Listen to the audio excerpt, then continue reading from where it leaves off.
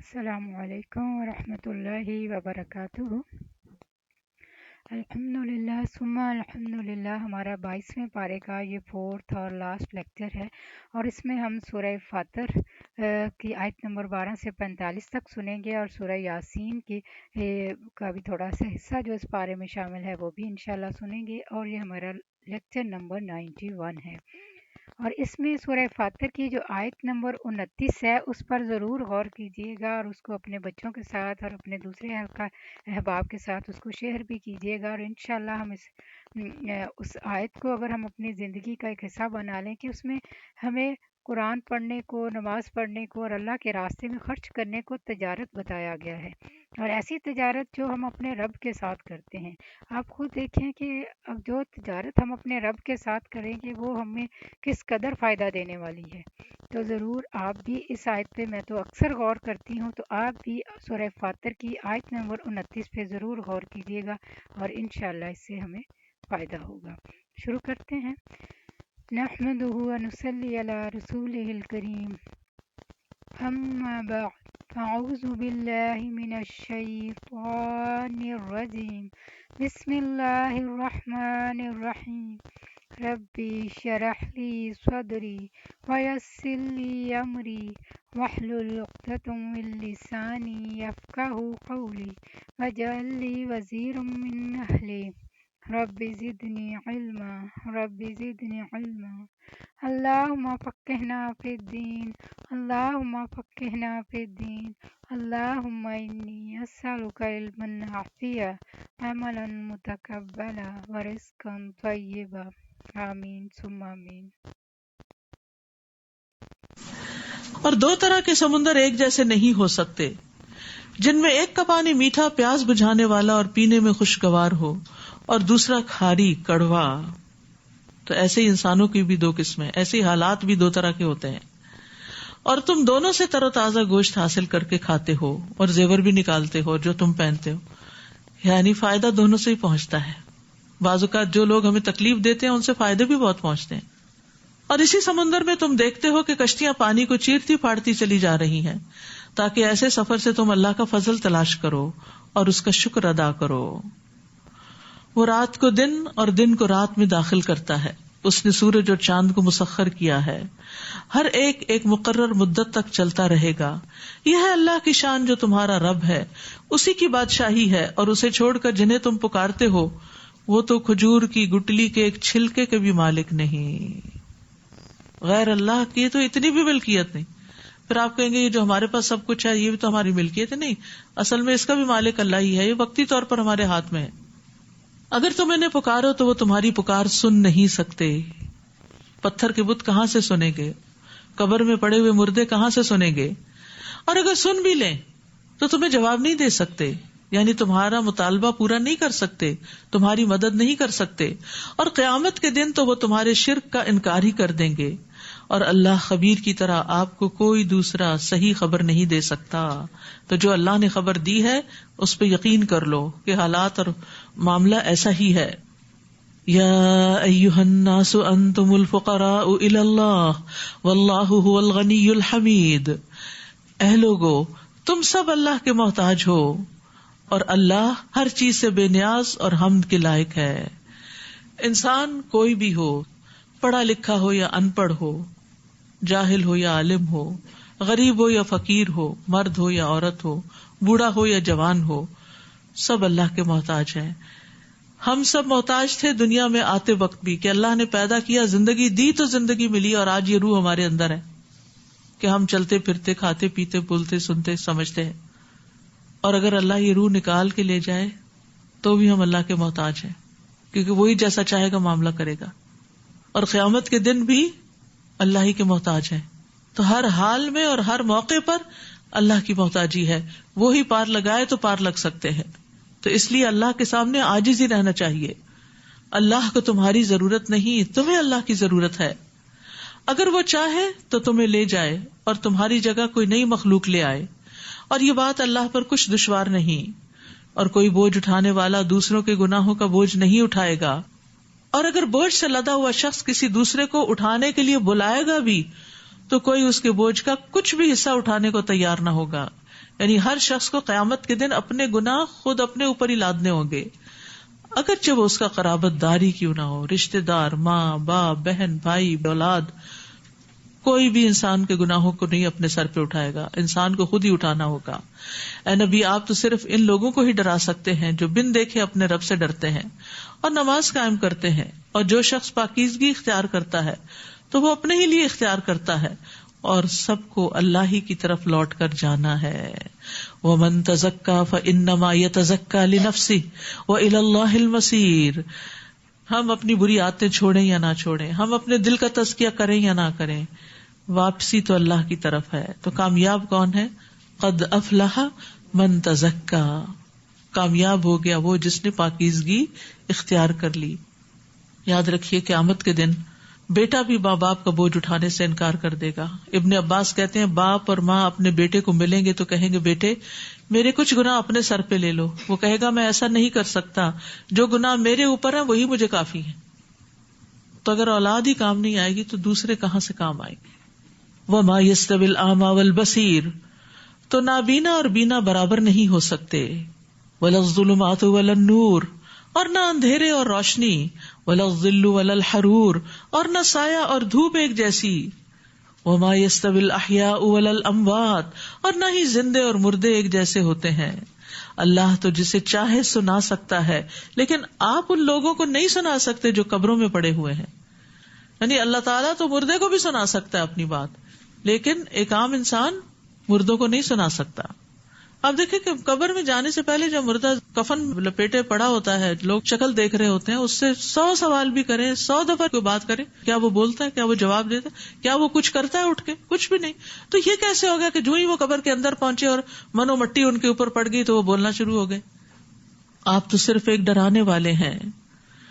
یقیناً ہم نے آپ کو سچا دین دے کر بھیجا، بشارت دینے والا اور ڈرانے والا بنا کر، اور کوئی امت ایسی نہیں گزری جس میں کوئی ڈرانے والا نہ آیا ہو.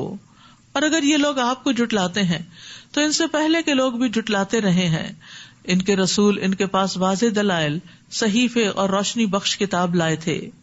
پھر جن لوگوں نے کفر کیا انہیں میں نے پکڑ لیا، پھر دیکھو میری گرفت کیسی سخت تھی. کیا تم دیکھتے نہیں کہ اللہ آسمان سے پانی برساتا ہے جس سے ہم رنگا رنگ پھل پیدا کرتے ہیں، اور پہاڑوں میں بھی مختلف رنگوں کی سفید، سرخ اور گہری سیاہ داریاں ہوتی ہیں. اللہ تعالیٰ کائنات کی نشانیاں دکھا رہا ہے. اور اسی طرح انسانوں، جانوروں اور مویشیوں کے بھی رنگ مختلف ہیں. یعنی یہ کائنات جو ہے یہ اختلاف پر قائم ہے، اس میں ویرائٹی ہے، اس میں ڈفرینسز ہیں، اس میں کنٹراسٹ ہیں، اس میں کنٹراڈکشنز ہیں. تو جو شخص یہ سمجھے کہ مجھے ان میں سے کسی چیز کا سامنا نہ کرنا پڑے اور میری زندگی اسموتھ ہو جائے، جو میں چاہوں بس ویسے ہی ہر چیز ہو جائے، ایسا نہیں ہو سکتا. اور اسی طرح انسانوں، جانوروں اور مویشیوں کے بھی رنگ مختلف ہیں. بے شک اللہ کے بندوں میں سے اس سے ڈرتے ہیں جو علم رکھتے ہیں. اللہ تعالیٰ یقیناً ہر چیز پر غالب اور بخشنے والا ہے. تو حقیقی عالم وہی ہوتا ہے جو اللہ کی معرفت کا علم رکھتا ہے، جو اللہ کو پہچانتا ہے اور اس سے ڈرتا ہے اور اس کی مرضی کے مطابق عمل کرتا ہے. تو اصل علم وہی ہے جو اللہ کی خشیت پیدا کرے. ابن مسعود کہتے ہیں زیادہ علمی گفتگو کرنے کا نام علم نہیں بلکہ علم خشیت کا نام ہے. مسروق کہتے ہیں آدمی کے عالم ہونے کے لیے اتنا ہی کافی ہے کہ وہ اللہ سے ڈرتا ہو، اور آدمی کے جاہل ہونے کے لیے اتنا ہی کافی ہے کہ وہ اپنے عمل پر خود پسندی اور غرور ظاہر کرے. مالک بن انس کہتے ہیں جو علم کا طالب ہو اس پر لازم ہے کہ وہ وقار، سکینت اور خشیت کو اپنائے. 3 چیزیں ہمارے اندر ہونی چاہیے. وقار، جیسے شروع میں پڑھا نا کہ بات کرتے ہوئے بھی ایک وقار ہونا چاہیے. سکینت، ٹھہراؤ، جلد بازی نہیں، پینک ہی نہیں. اور خشیت، اللہ کا ڈر. ڈر یہ نہیں کہ انسان حواس باختہ نظر آئے ہر وقت، اس کا مطلب یہ ہے کہ اس ڈر کی وجہ سے غلط کام چھوڑ دے. پھر فرمایا ان الذین یتلون کتاب اللہ واقاموا الصلاۃ وانفقوا مما رزقناہم سرا وعلانیہ یرجون تجارۃ لن تبور. جو لوگ اللہ کی کتاب پڑھتے ہیں، تلاوت، نماز قائم کرتے ہیں، اور جو کچھ ہم نے انہیں دے رکھا ہے اس میں سے چھپے اور کھلے خرچ کرتے ہیں، وہ ایسی تجارت کی امیدوار ہیں جس میں کبھی خسارہ نہ ہوگا. یہ وہ بزنس ہے جس میں کوئی نقصان ہے ہی نہیں. تو یہاں تلاوت کی فضیلت بھی بتائی گئی ہے کہ تلاوت کرنے سے بھی انسان آخرت میں کامیاب ہو جائے گا، کیونکہ تلاوت سے اور کچھ نہیں تو ثواب تو حاصل ہوتا ہے نا. اور پھر تلاوت کا پہلے بھی میں مطلب بیان کر چکی ہوں کہ اس کا تتبع، اس میں غور و فکر، سمجھ کے پڑھنا، اور پھر تلاوت یعنی بار بار پڑھتے جانا. ایک دفعہ ختم ہو جائے پھر شروع کر دینا، پھر شروع کر دینا. رسول اللہ صلی اللہ علیہ وسلم نے فرمایا قرآن روز قیامت اس آدمی کے روپ میں آئے گا جس کا رنگ اڑا ہوا ہوگا، اور وہ اپنے ساتھی سے پوچھے گا کیا تو مجھے پہچانتا ہے؟ پھر قرآن کہے گا میں وہی ہوں جو تجھے راتوں کو بیدار اور دوپہروں کو پیاسا رکھتا تھا. یقیناً ہر تاجر اپنی تجارت کے پیچھے ہوتا تھا، اور میں آج ہر تاجر کو چھوڑ کے تیرے لیے ہوں. پھر اسے دائیں ہاتھ میں بادشاہت اور بائیں ہاتھ میں ہمیشگی دے دی جائے گی. تو اس لیے انسان کو قرآن پڑھتے رہنا چاہیے، اور اتنا پڑھنا چاہیے کہ واقعی منہ سوکھ جائے. اور قرآن دل کی بہار اور غم کو دور کرنے کا بھی ذریعہ ہے، جیسے وہ دعا سکھائی گئی ہے نا. رسول اللہ صلی اللہ علیہ وسلم نے فرمایا کسی شخص کو جب بھی کوئی غم اور دکھ لاحق ہو تو وہ یہ کلمات کہہ لے تو اللہ تعالیٰ اس کا غم دور کر دیں گے، دکھ دور کر دیں گے، اور اس کی جگہ کشادگی پیدا کر دیں گے. کسی نے پوچھا یا رسول اللہ کیا ہم اس دعا کو سیکھ نہ لیں؟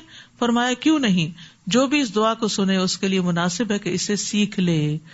اللہم انی عبدک وابن عبدک وابن امتک ناصیتی بیدک ماض فی حکمک عدل فی قضاؤک اسألک بکل اسم ہوا لک، آخر تک. یہ دعا ایاک نستعین میں رنج و غم کی دعاؤں میں موجود ہے، الگ سے کارڈ بھی موجود ہے. تو ہم میں سے کون ہے جو رنج و غم کا شکار نہ ہوتا ہو؟ اور کچھ لوگ زیادہ تر شکار رہتے ہیں اور تھوڑی دیر آرام پاتے ہیں. تو انہیں کثرت سے یہ دعا پڑھتے رہنا چاہیے تاکہ ایسے لوگوں کو اللہ تعالیٰ ان کا پورا پورا اجر دے، اور وہ اپنی مہربانی سے کچھ زیادہ بھی دے. بلا شبہ وہ معاف کرنے والا ہے، قدردان ہے. اور اے نبی جو کتاب ہم نے آپ کی طرف وحی کی ہے وہی حق ہے جو اپنے سے پہلی کتابوں کی تصدیق کرتی ہے. بلا شبہ اللہ تعالیٰ اپنے بندوں سے باخبر اور انہیں دیکھنے والا ہے. ثم اورثنا الكتاب الذين اصطفينا من عبادنا فمنهم ظالم لنفسه ومنهم مقتصد ومنهم سابق بالخيرات بإذن الله ذلك هو الفضل الكبير. پھر ہم نے ان لوگوں کو کتاب کا وارث بنایا جنہیں ہم نے اس وراثت کے لیے اپنے بندوں میں سے چن لیا. اس کتاب کا وارث یعنی اس کتاب کو پڑھنے والے، اس کتاب کو سمجھنے والے، اس کتاب کی خدمت کرنے والے، اس کتاب پر ایمان لانے والے. پھر ان میں سے کوئی تو اپنے آپ پر ظلم کرنے والا ہے یعنی گناہ کرنے والا، کوئی میانہ رو ہے، درمیانی چال چلتا ہے، اور کوئی اللہ کے اذن سے نیکیوں میں آگے نکل جانے والا ہے. یہی بہت بڑا فضل ہے. تو ظالم لنفسہ کون ہے جس کا پہلے ذکر کیا گیا؟ جو نافرمانیوں کا ارتکاب کرتا ہے، قرآن کے مطابق عمل نہیں کرتا. اور مقتصد جو درمیان میں ہے، اور سابق جو سنتا ہے وہ کر گزرتا ہے. سباق عربی زبان میں دوڑ لگانے کو کہتے ہیں. تو سابق وہ ہے جو دنیا میں اللہ کے راستے پہ دوڑ رہا ہے، دوڑتے دوڑتے آخرت میں بھی پل صراط پار کر کے اللہ کی جنت میں پہنچ جائے گا. تو یہ اعلیٰ درجے کے لوگ ہیں. اب آپ بھی کتاب کے وارث ہیں، آپ کو بھی اللہ نے کتاب سے روشناس کرا دیا. سوچیں آپ کس درجے پر ہیں؟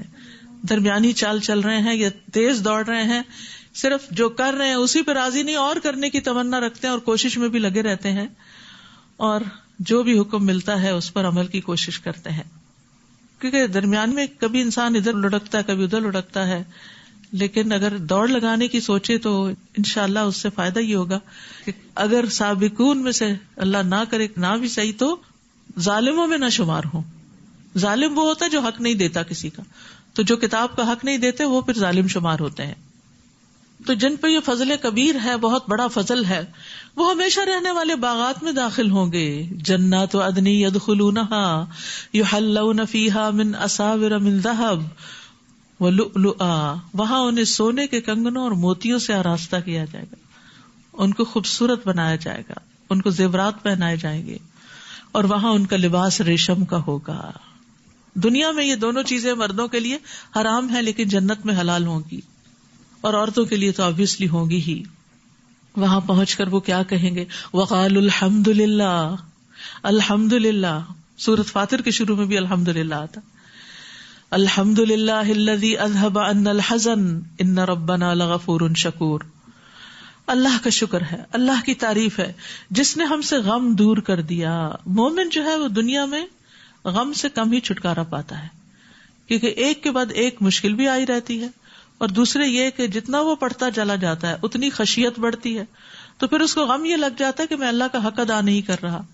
تو یہ حقیق کی معنوں میں جو غم ہے جنت میں ہی جا کے دور ہوگا. تو اس لیے اس کی کوشش کرنی چاہیے. دنیا میں کبھی زیادہ کبھی کم، کبھی انسان کا دل اچھا ہو جاتا ہے کبھی نہیں بھی ہوتا، قلب الٹ پلٹ ہوتا رہتا ہے، لیکن یہ کہ غم تو حقیقی معنوں میں پھر وہیں ختم ہوگا. وہیں جا کر کہیں گے شکر ہے جس نے ہم سے غم دور کر دیا. یقیناً ہمارا رب بخشنے والا قدردان ہے. مومنوں کو کون سے غم لگے ہوتے ہیں؟ ابن عباس کہتے ہیں کہ جہنم میں گرنے کا غم، کہ کہیں پل صراط سے پھسل کے نیچے نہ جا گرے. قتادہ کہتے ہیں موت کا غم، یعنی جو کچھ بھی کرتے ہیں انہیں موت نہیں بھولتی، تو وہ اس کو سامنے رکھ کے اپنی دنیا کے کام کرتے ہیں. مقاتل کہتے ہیں کہ وہ اس بات کا غم کرتے ہیں کہ انہیں یہ نہیں پتا تھا کہ اللہ ہمارے ساتھ کیا معاملہ کرے گا، کیا بنے گا ہمارا، ہماری نیکیاں قبول ہوں گی یا نہیں. اکرمہ کہتے ہیں گناہوں اور برائیوں کا غم، اللہ بہت قصور کر لیے، اور نیکیوں کے ضائع ہونے کا خوف. تو جو ایمان والے ہوتے ہیں ان کے دلوں کی یہ حالت ہوتی ہے. جو دنیا میں غم کریں گے وہ جنت میں غم سے آزاد ہو جائیں گے، اور جو دنیا میں بے خوف ہو کے زندگی بسر کر رہے ہیں پھر انہیں کل پشیمانی کا سامنا ہوگا. لہذا دنیا میں ایک مومن کانشیس، محتاط، فکر مند، الرٹ ہو کے زندگی بسر کرتا ہے. اس کے برعکس جہنمیوں کے لیے جب موت کو ذبح کر دیا جائے گا تو ان کے غم میں اضافہ ہو جائے گا، اتنا کہ حدیث میں آتا ہے کہ اگر وہ مر سکتے غم سے تو مر جاتے. تو یہ بہت بڑا فرق واقع ہو جائے گا ایمان والوں کا اور نہ ماننے والوں کا. الذی احلنا دار المقامۃ من فضلہ. کس بات کا شکر ادا کریں گے؟ شکر اللہ کا جس نے اپنے فضل سے ہمیں ہمیشہ رہنے کے گھر میں لا اتارا. لا یمسنا فیہا نصب، جہاں ہمیں کوئی مشقت اٹھانی نہیں پڑتی. ولا یمسنا فیہا لغوب، اور نہ یہاں کوئی تھکاوٹ لاحق ہوتی ہے. دنیا میں تو جتنا بڑا گھر اتنا زیادہ کام، اتنی زیادہ تھکاوٹ. لیکن جنت جتنی بھی بڑی ہے اس کے اندر جا کے کوئی کام نہیں کرنا پڑے گا. وہ کام اب کر رہے ہیں آپ اس وقت، یہاں محنت کر کر کے آگے بھیج رہے ہیں. جب آگے جائیں گے تو صرف عیش و عشرت ہی ہوگی. والذین کفروا لهم نار جہنم لا یقضی علیہم فیموتوا ولا یخفف عنہم من عذابها کذالک نجزی کل کفور. اور جن لوگوں نے کفر کیا ان کے لیے جہنم کی آگ ہے، نہ تو ان کا کام تمام کیا جائے گا کہ وہ مر جائیں، اور نہ ہی ان سے جہنم کا عذاب ہلکا کیا جائے گا. ہم ہر ناشکرے کو ایسی ہی سزا دیا کرتے ہیں. استغفر اللہ. ایک طرف شکر گزاری ہے اور دوسری طرف ناشکری ہے. کفور، کفر کا معنی انکار بھی ہوتا ہے اور ناشکری بھی ہوتی ہے. وہاں وہ چیخ چیخ کر کہیں گے اے ہمارے رب ہمیں اس سے نکال کے ہم نیک عمل کریں، ویسے نہیں جیسے پہلے کرتے تھے. اللہ تعالیٰ جواب میں فرمائے گا کیا ہم نے تمہیں اتنی عمر نہیں دی تھی جس میں اگر کوئی نصیحت حاصل کرنا چاہتا تو کر سکتا تھا، حالانکہ تمہارے پاس ڈرانے والا بھی آیا تھا. اب عذاب کا مزہ چکھو، یہاں ظالموں کے لیے کوئی مددگار نہیں. ایمان کی کتنی قیمت ہے، کتنی ویلیو ہے، کتنا فائدہ ہے، وہ آج ہمیں سمجھ نہیں آتا. جب وہ تڑپیں گے کہ ہم دنیا میں جائیں تو کفر کے بدلے ایمان لے آئیں اور پیغمبروں کی اطاعت کریں، لیکن جہنمیوں کی پکار بالکل بے فائدہ ہوگی. حضرت عبداللہ ابن عمر کہتے ہیں کہ جہنمی لوگ مالک یعنی داروغہ جہنم کو پکاریں گے تو وہ انہیں 40 سال جواب نہیں دے گا. وہ چیخیں گے، چلائیں گے یا مالک یا مالک، لیکن وہ ان کو دیکھے گا بھی نہیں. 40 سال کے بعد جب بولے گا تو کہے گا انکم ماکثون، تم ادھر ہی رہنے والے ہو، مت چیخو چلاؤ، یہیں رہو گے، کوئی فائدہ نہیں بلانے کا. پھر وہ اپنے رب کو پکاریں گے، کہیں گے اے ہمارے رب ہمیں اس سے نکال، اگر ہم اس طرح دوبارہ کریں تو ہم ظالموں میں ہوں گے. تو اللہ تعالیٰ ان کو اتنی مدت جواب نہیں دے گا جتنی دنیا کی مدت تھی. پھر وہ فرمائے گا اسی میں ذلیل ہو کر پڑے رہو اور کوئی بات نہ کرو. پھر وہ لوگ مایوس ہو جائیں گے، مایوس، کچھ بننے والا نہیں. اس لیے کتنا ضروری ہے کہ انسان خود بھی ناشکری سے بچے، کفر سے بچے، اور دوسروں کو بھی بچانے کی فکر کرے، کیونکہ جہنم کا عذاب بڑا ہی سخت ہے. ان عذابھا کان غراما. اللہ تعالیٰ یقیناً آسمانوں اور زمین کی چھپی چیزوں کو جاننے والا ہے. وہ تو دلوں کے راز تک خوب جانتا ہے. وہی تو ہے جس نے تمہیں زمین میں جانشین بنایا. پھر جو کوئی کفر کرے تو اس کے کفر کا وبال اسی پر ہے. کون سا وبال؟ یہ ابھی جو پیچھے پڑا. اور کافروں کا کفر ان کے رب کے ہاں اس کا غضب ہی بڑھاتا ہے، یا پھر کافروں کا کفر خسارے میں ہی اضافہ کرتا ہے. تو دنیا میں ایمان والے جب عمل صالح کرتے ہیں تو ان کا ایمان اور عمل صالح ان کو آخرت میں اور فائدہ دے گا، اور کفر والوں کی اگر زندگی لمبی ہوتی ہے تو ان کا کفر ان کو اور زیادہ نقصان دے گا. آپ ان کافروں سے کہیے اپنے ان شریکوں کو تو ذرا دیکھو جنہیں تم اللہ کے سوا پکارتے ہو، اور مجھے بتاؤ کہ انہوں نے زمین کا کون سا حصہ پیدا کیا ہے، یا آسمانوں میں ان کی شراکت ہے، یا ہم نے انہیں کوئی ایسی تحریر دی ہے جس کی روح سے وہ کوئی واضح دلیل رکھتے ہیں. ان میں سے تو کوئی بات بھی نہیں، بلکہ یہ ظالم ایک دوسرے کو دھوکے کے وعدے دیتے رہے ہیں.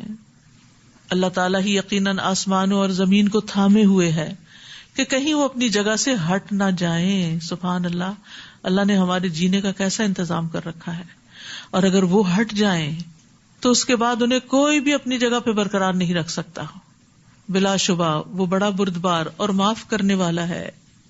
اور یہ لوگ اللہ کی پختہ قسمیں کھایا کرتے تھے کہ اگر ان کے پاس کوئی ڈرانے والا پیغمبر آ جائے تو کسی بھی دوسری امت سے زیادہ ہدایت پا لیں گے، مگر جب ان کے پاس ڈرانے والا آ گیا تو ان میں نفرت ہی بڑھتی گئی، جس کی وجہ ان کا زمین میں بڑا بن کر رہنا اور بری چالیں چلنا تھا. حالانکہ بری چال تو چلنے والے ہی پر آ پڑتی ہے. پھر یہ صرف اس سنت الہی کا انتظار کر رہے ہیں جو پہلے لوگوں میں جاری رہی. اللہ کی اس سنت میں آپ نہ تو کبھی کوئی تبدیلی پائیں گے اور نہ ہی تغیر.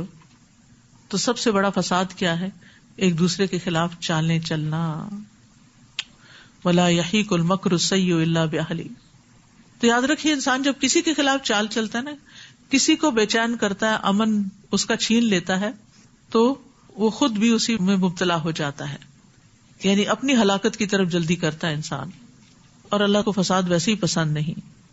نبی صلی اللہ علیہ وسلم نے فرمایا المکر والخدیعۃ فی النار، مکر اور دھوکہ آگ میں ہے.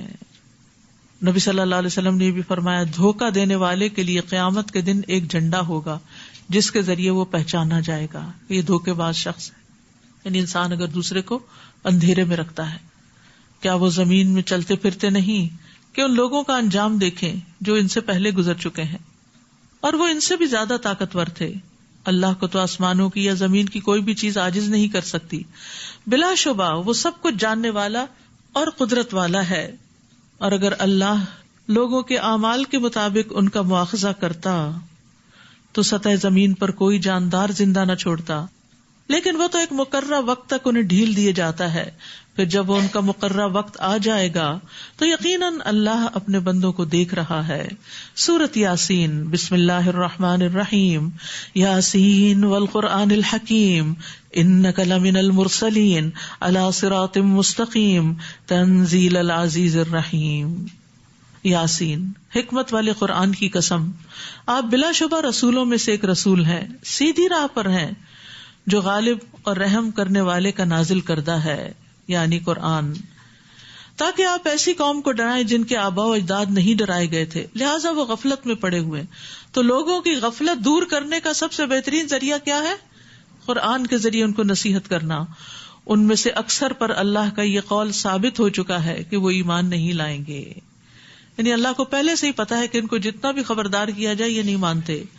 ہم نے ان کے گلوں میں توق ڈال دیے ہیں جو ان کی ٹھوڑیوں تک پہنچ گئے ہیں، لہٰذا وہ سر اٹھائے ہی رہتے ہیں. نیز ہم نے ایک دیوار تو ان کے سامنے کھڑی کر دی ہے اور ایک ان کے پیچھے. اس طرح ہم نے ان پر پردہ ڈال رکھا ہے کہ وہ کچھ دیکھ نہیں سکتے. آپ انہیں ڈرائیں یا نہ ڈرائیں ان کے لیے یکساں ہے، وہ ایمان نہیں لائیں گے. آپ تو صرف اسے ڈرا سکتے ہیں جو اس ذکر یعنی قرآن کی پیروی کرے اور بن دیکھے رحمان سے ڈرے. ایسے لوگوں کو آپ مغفرت اور باعزت اجر کی خوشخبری دے دیجئے. کس کے لیے ہے خوشخبری؟ بخشش اور اجر کریم کی، جو رحمان سے غائبانہ طور پہ ڈرے اور اس قرآن کی پیروی کرے.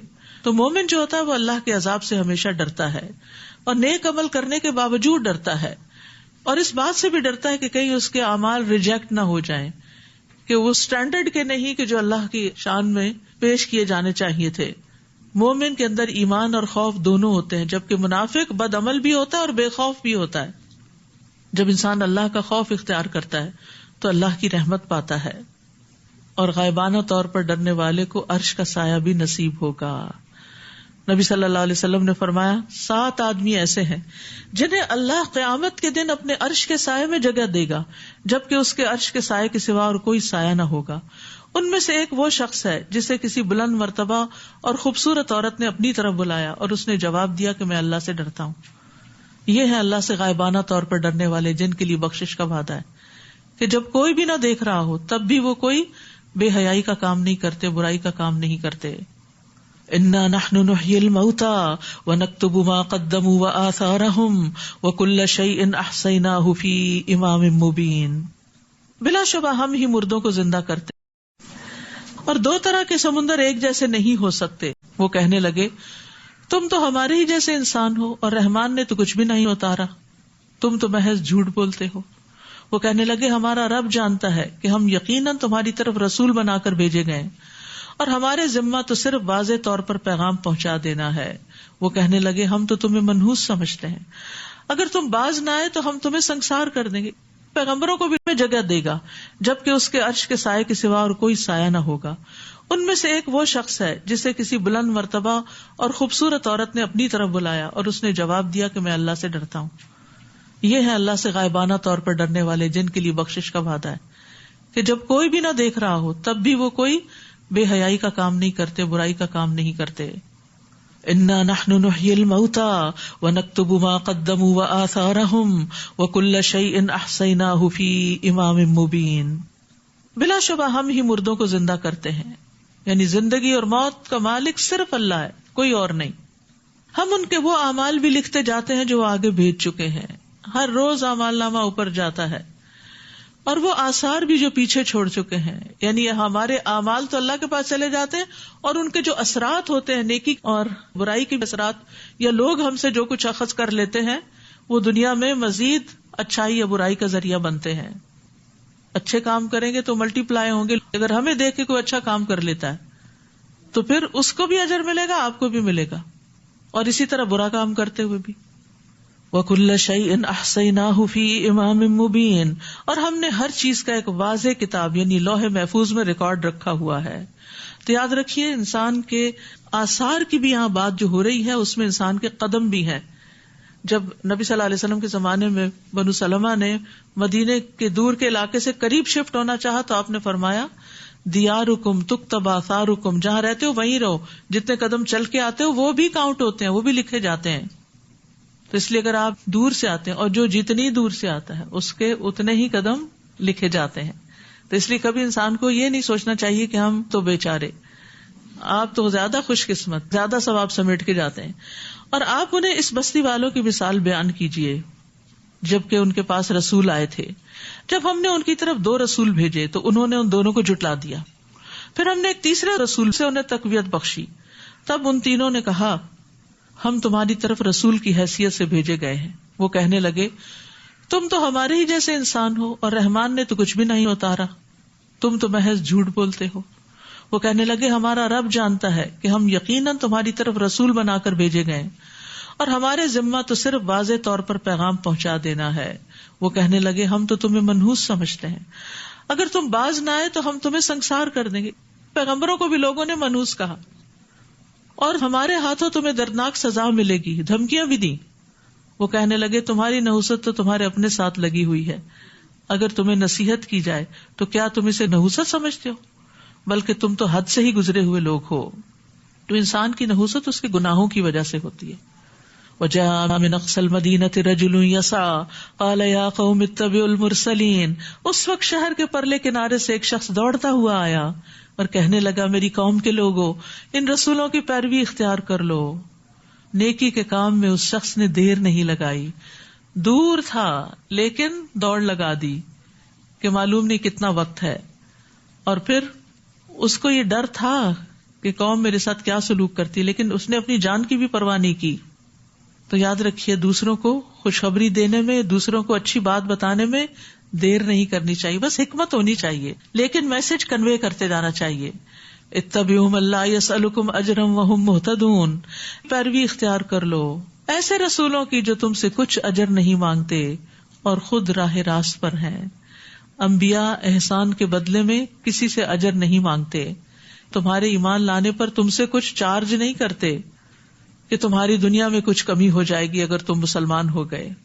وآخر دعوانا ان الحمد للہ رب العالمین. یہ آج کی فری ڈسٹریبیوشن میں ہے، جو لینا چاہیں فاسٹنگ ان رمضان، یہ انگلش میں ایک پیمفلٹ. السلام علیکم ورحمۃ اللہ وبرکاتہ. الحمدللہ ہمارا 22واں پارہ کمپلیٹ ہو چکا ہے اور اس میں ہم سورہ یاسین سن رہے ہیں. اور ماشاءاللہ بہت ساری بہنوں کی یہ عادت ہوتی ہے کہ وہ صبح میں سورہ یاسین کو پڑھتی ہیں، تو پلیز وہ اس کے ترجمے کو بھی غور سے سنیں. اصل چیز اس کے اندر کا میسج ہوتا ہے کہ ہمیں اللہ تعالیٰ نے اس میں کن چیزوں کا حکم دیا اور کن چیزوں سے منع فرمایا ہے. اور اس میں یہ بہت ہی خوبصورت مثال ہے جس میں ایک مرد مومن کے بارے میں بتایا گیا ہے کہ وہ کس طرح پیغمبروں پر ایمان لاتے ہیں، اور ایمان لانے کے بعد وہ دوسروں کو قائل کرتے ہیں کہ تو آپ بھی اس چیز کو مانیں کہ اللہ تعالیٰ نے ہمارے لیے رہنمائی کے لیے ان پیغمبروں کو بھیجا ہے اور جو خود راہ راست پر ہیں. تو اس میں بھی ہمارے سیکھنے کے لیے بہت سی چیزیں ہیں اور امید ہے کہ بہنیں اس سے فائدہ اٹھائیں گی. اور اللہ تعالیٰ سے ہم وہ ساری بھلائیاں مانگتے ہیں جو ہمارے حضرت محمد صلی اللہ علیہ وآلہ وسلم آپ سے مانگا کرتے تھے، اور ہم ان تمام شرور سے پناہ چاہتے ہیں جن سے ہمارے پیارے نبی حضرت محمد صلی اللہ علیہ وآلہ وسلم پناہ مانگا کرتے تھے. ربنا تقبل منا انك انت السميع العليم وتب علينا انك انت التواب الرحيم. سبحان ربك رب العزة عما يصفون، سلام على المرسلين، الحمد لله رب العالمين. سبحانك اللهم وبحمدك أشهد أن لا إله إلا أنت أستغفرك وأتوب إليك. السلام عليكم ورحمة الله وبركاته.